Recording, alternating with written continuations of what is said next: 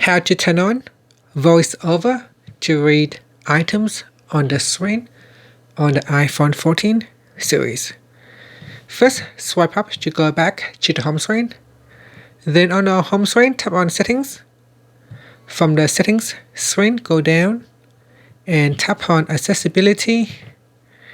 Then tap on VoiceOver. At the top here, tap on VoiceOver to switch it on.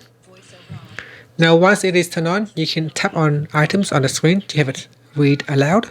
Speech button. Braille button.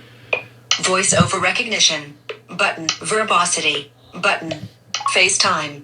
Settings. 2 new wallet. Double tap to open. Settings. 2 new items. Dock. Phone. 5 new items.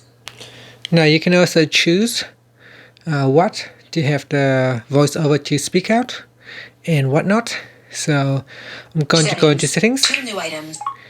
And in Settings, we go to VoiceOver and then tap on Verbosity. Verbosity. Button. Punctuation. In here, you can choose what to turn on and turn off.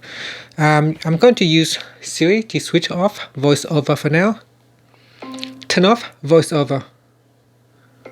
Okay, I turned VoiceOver off.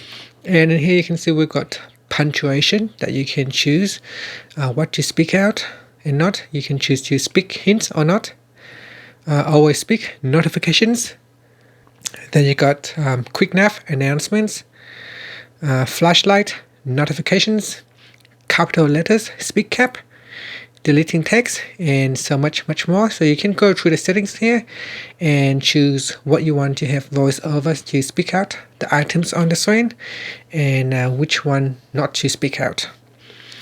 And that's it. Now you can swipe up to go back to the home screen. Another way how you can turn on VoiceOver is to use Siri.